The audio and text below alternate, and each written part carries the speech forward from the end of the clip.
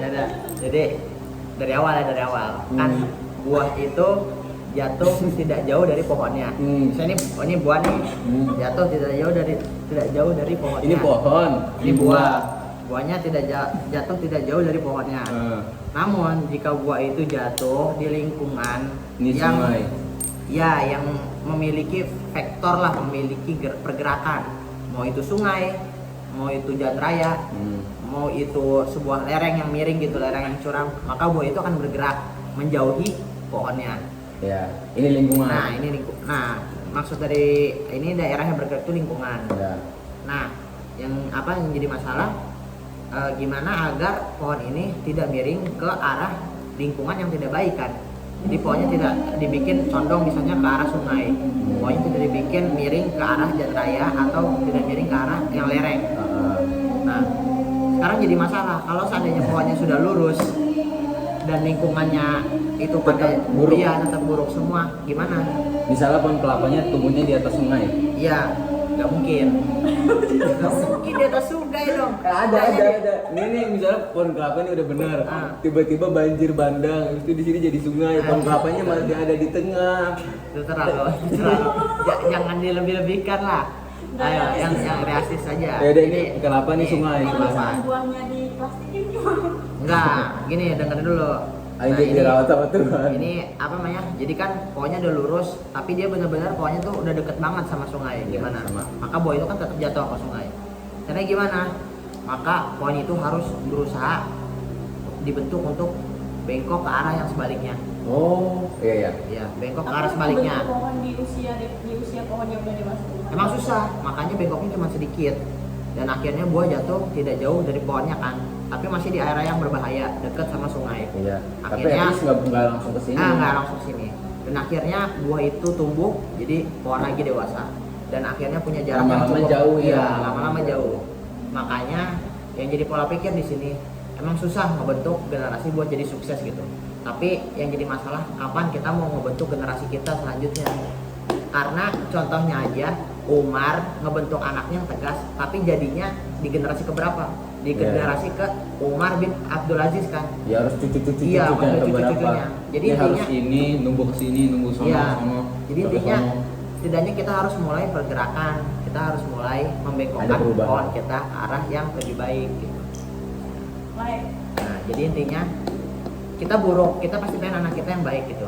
Tapi seandainya kita tidak bisa ngebentuk anak kita yang baik, setidaknya kita bisa bikin anak kita punya wawasan untuk mendidik cucu kita nanti. Tapi sedikit susah, emang sedikit susah, tapi setidaknya ada progres. Yang bagian orang tuanya harus, walaupun orang tuanya tidak bisa melakukan perubahan, tapi harus memberikan edukasi kepada anaknya biar anaknya bisa melakukan perubahan ke cucunya, itu agak susah. Karena dari semua proses umat manusia itu yang pertama kali dipakai buat belajar tuh contoh. Lu pasti pengen masuk teknik karena udah ada orang teknik yang sukses. Gue masuk ilmu komunikasi karena ada orang-orang jurnalis yang hebat, ada Mata Najwa gitu kan. Makanya gue menjadikan mereka kayak sebutannya apa? Kalau Nabi Muhammad itu bilang, Bu Hera bilangnya Nabi Muhammad itu dijadikan trend center. Nah, kita menjadikan seorang kan trend center ya. Nah, di sini berarti trend center kan orang tua. Ya. Menurut gua kalau orang tuanya aja gak bisa melakukan jadi agen utama perubahan buat generasi-generasi selanjutnya, itu anaknya bakal sulit banget. Nah, sekarang gua bikin sebuah analogi kayak gini. Ada orang kaya nih. Orang kaya anaknya begajulan.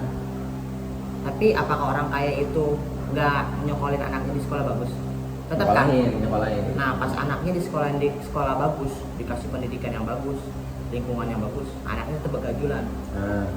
Tapi pernah nggak kita lihat pas pada akhirnya, pada saat masa dia itu udah muak sama kebegajulan dia, akhirnya dia balik kebenaran. Ya. Di situ basicnya ada semua. Nah, basic ada semua basic kan. Ada semua. Sama kayak kita ngedidik anak, sama kayak kita ngasih nasihat ke anak, sama kita ngasih nasihat ke penerus kita, ke murid kita segala macamnya. Emang gak ada yang tahu pada saat kita lagi ngomong apa segala macam, itu emang bagi kayak kita, kayak misalnya contoh gua di nasihatin sama bokap gua. Enggak, lu lagi ngobrol sama gua nih sekarang nih. Nggak tahu efek omongan itu. Iya, nggak tahu efek omongannya apa. Kadang malah gua pikirnya apa sih nih bullshit.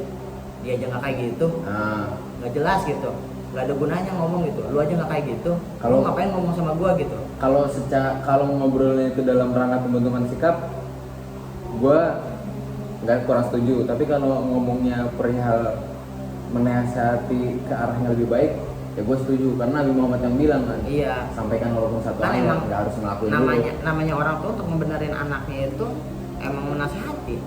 Emang udah ngebentuk sikapnya mau gimana, mau disabetin, udah nggak cocok. Enggak, maksud gue mencontohkan gitu. Mencontohkan. Nah, sholat ke masjid, tapi orang tuanya sholat dulu, itu nanti Iya. efeknya akan lebih besar kayak. Iya, efeknya akan lebih besar. Nah, di sini yang gue bahas kenapa gue pakai analogi pohon, makanya di sini disebutin walaupun pohonnya miring sedikit, mau cuman 1 derajat, 2 derajat, setidaknya dia ada kebaikan, ada perubahan lah ke arah yang lebih baik, walaupun cuma 2 derajat, 3 derajat. Iya, artinya si parental utama ini tetap harus melakukan perubahan di diri Iya. dia sendiri dulu.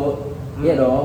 Iya dong, harus di diri dia sendiri Iya, dulu diri dia dong. sendiri. Iya, nggak bisa Dan cuma dia juga harus ini dong, dia harus ngasih ini masih arahan juga. arahan ke anaknya. Iya, tapi Iya. tetap dimulainya dari dia dulu. Iya. Harus dari dia dulu. Kalau enggak tetap aja pohonnya lurus, terus dia bilang, kelapa lu jatuhnya jangan ke sungai ya nggak bisa. Lu jangan ke maaf. sono." Maaf.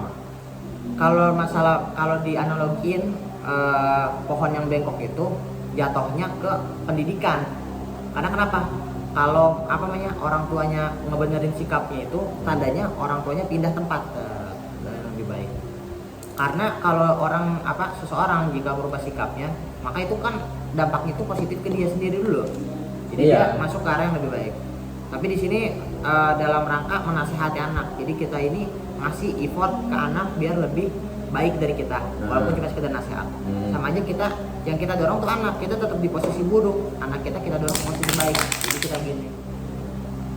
Iya. Ini effort kita untuk anak kita, walaupun hanya 1 derajat, 2 derajat.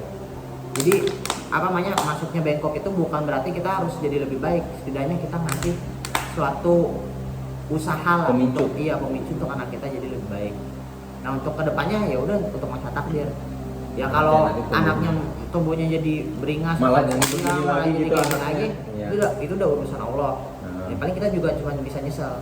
Misalnya kenapa kita tinggal dari dulu maksimal. Memang penyesalan adanya terakhir. Tapi setidaknya kita udah ngasih effort. Iya, ngasih pemicu lah buat jadi lebih Iya, baik. udah ngasih Dari pemicu. topiknya guys. Ya udah. Oke, jadi Itu udah podcast ya tadi. judulnya apa judulnya? Judulnya sebuah secercah usaha kecil untuk generasi masa depan. Pohon kelapa pembentuk lingkungan.